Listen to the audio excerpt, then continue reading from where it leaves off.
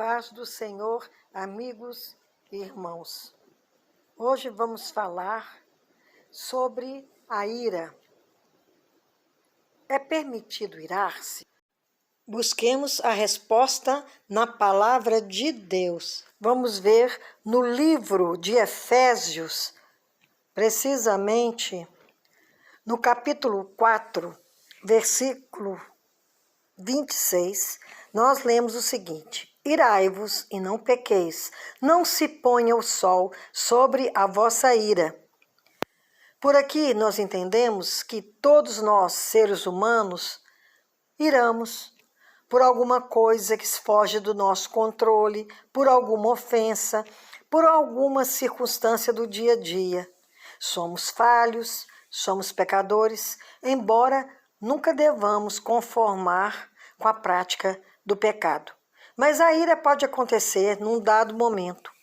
Mas que o sol não se ponha sobre a vossa ira. Que quer dizer que essa ira não pode durar muito. Ela não pode ser alimentada no nosso interior.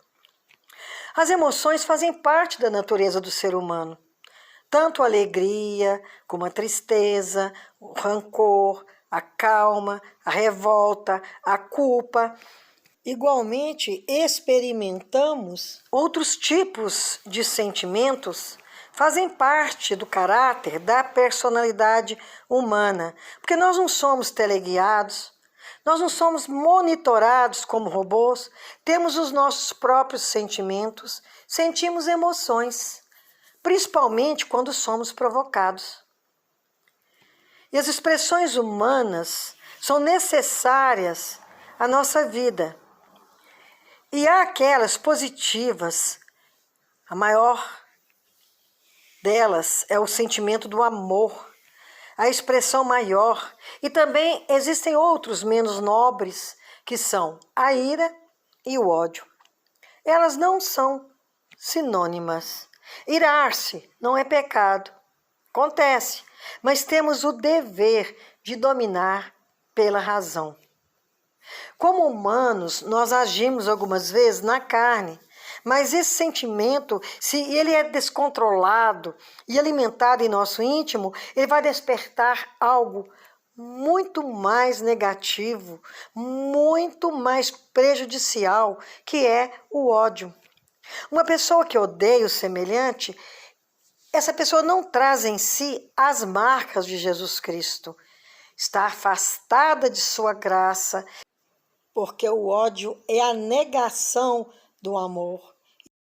Quando refreamos e dominamos a ira, esse sentimento maléfico não evoluirá para a morte.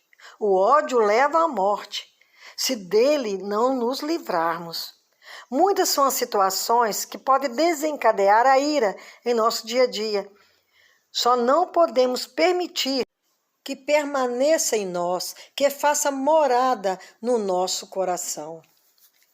Que ela seja eliminada antes que se ponha o sol.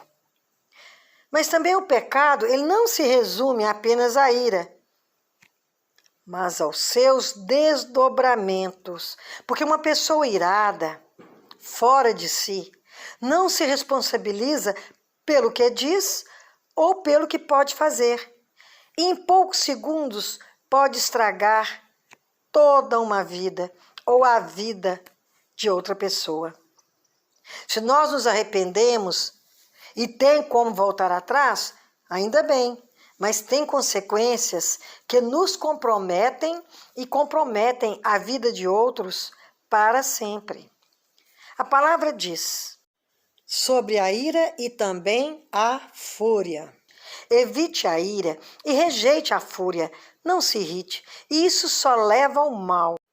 Isso é o que lemos no Salmos 37, 8. Portanto, como diz em Tiago, capítulo 1, versículos 19 e 20. A ira do homem não produz a justiça de Deus. E isso é um fato. Apesar de ser um sentimento humano, inúmeros exemplos mostram que Deus também se ira e se irou muito, principalmente quando o povo andava pelo deserto. E contra a ira de Deus, nós não temos o que fazer. Como Davi, ele orou para que a ira do Senhor se afastasse dele, mas tudo depende do Pai, dessa ira vir sobre nós ou dela sermos poupados. Nossa ira pode se assentar sobre alguma injustiça, não a de Deus, por ser Ele a suprema justiça e Jesus Cristo, justiça nossa.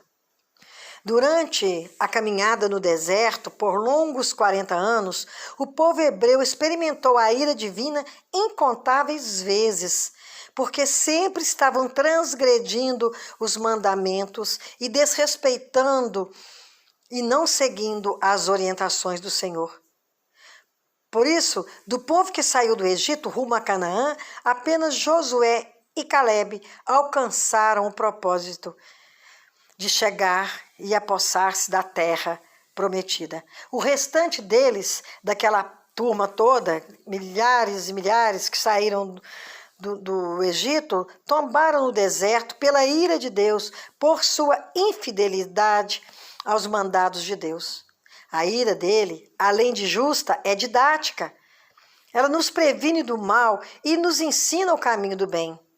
Em Salmos 6, 1 e 2, nós lemos: Senhor, não me castigues na tua ira, nem me disciplines no teu furor. Misericórdia, Senhor, pois vou desfalecendo. Então, nós temos que orar ao Senhor com muita fé e pedir a misericórdia dele, como fez o salmista, para que ele nos livre segundo a sua santa vontade. Hoje, o povo de Deus caminha para a conquista da Canaã celestial, mas continuamos sujeitos ainda às paixões carnais. Mas com a assistência, com a ajuda do Espírito Santo do Senhor, temos capacidade de aplacar a ira e conter o furor que tantos males acarretam ao ser humano.